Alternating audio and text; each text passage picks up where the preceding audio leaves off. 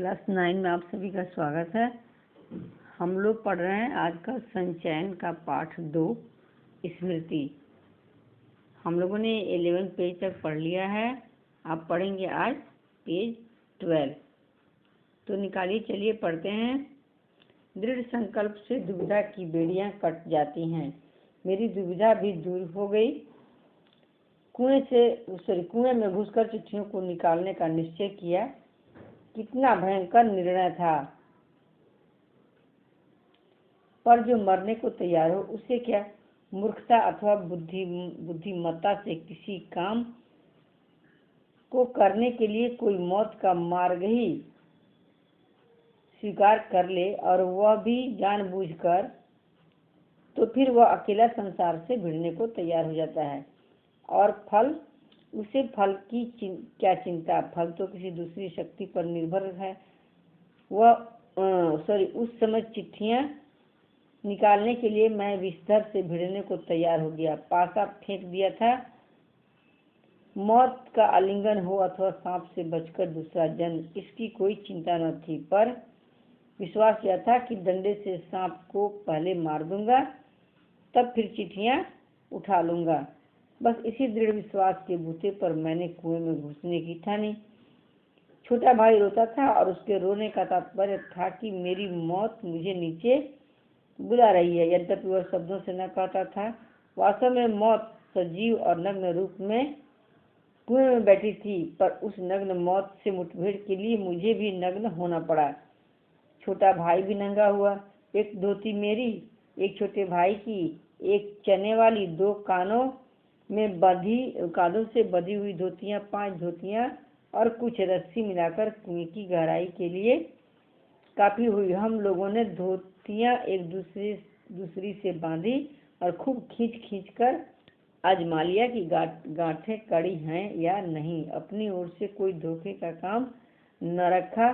धोती के एक सिरे पर डंडा बांधा और उसे कुएं में डाल दिया। दूसरे सिरे को डेंग के चारों ओर एक चक्कर देकर और एक गांठ लगाकर छोटे भाई को दे दिया। छोटा भाई केवल 8 वर्ष का था, इसलिए धोती को डेंग से कड़ी करके बांध दिया और तब उसे खूब मजबूती से पकड़ने के लिए कहा। मैं कुएं में धोती के सहारे घुसने लगा। छोटा भाई रोने लगा।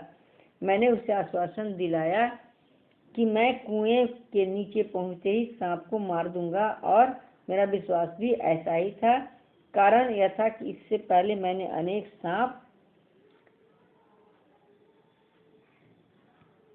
मारे थे, इसलिए कुएं में घुसते समय मुझे सांप का तनिक भी भय न था। उसको मारना मैं बाएं हाथ का खेल समझता था। कुएं के धरातल से अब 4-5 गज रहा हूँगा। कुएं के धरातल से जब 4-5 गज रहा हूँगा, तब ध्यान से नीचे को देखा। अक्ल चकरा गई। सांप फैलाए धरातल से एक हाथ ऊपर उठा हुआ लहरा रहा था। पूंछ के समीप का भाग पृथ्वी पर था। आधा अग्रभाग ऊपर उठा हुआ मेरी प्रतीक्षा कर रहा था। नीचे डंडा बंधा था।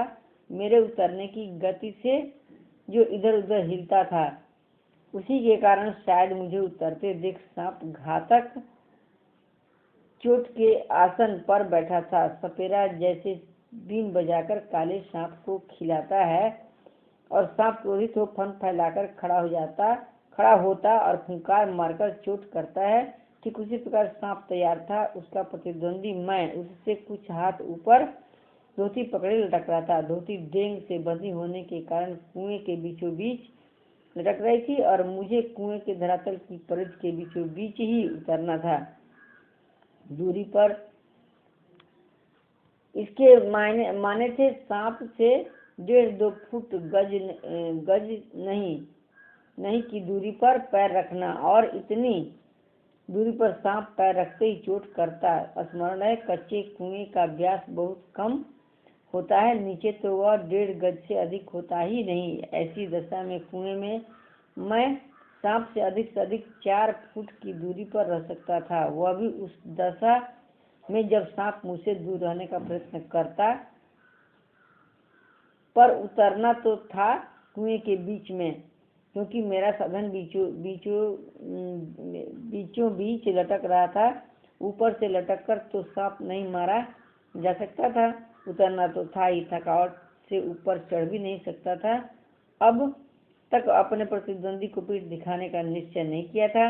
यदि ऐसा करता भी तो कुएं के धरातल पर उतरे बिना क्या मैं ऊपर चढ़ सकता था? धीरे धीरे उतरने लगा। एक एक इंच ज्यों ज्यों मैं नीचे उतरता जाता था, त्यों त्यों मेरी एकाग्रचित्तता बढ़ती जाती थी। मुझे एक सूझी दोनों हाथों से धोती पकड़े हुए मैंने अपने पैर कुएं की बगल में लगा दिए।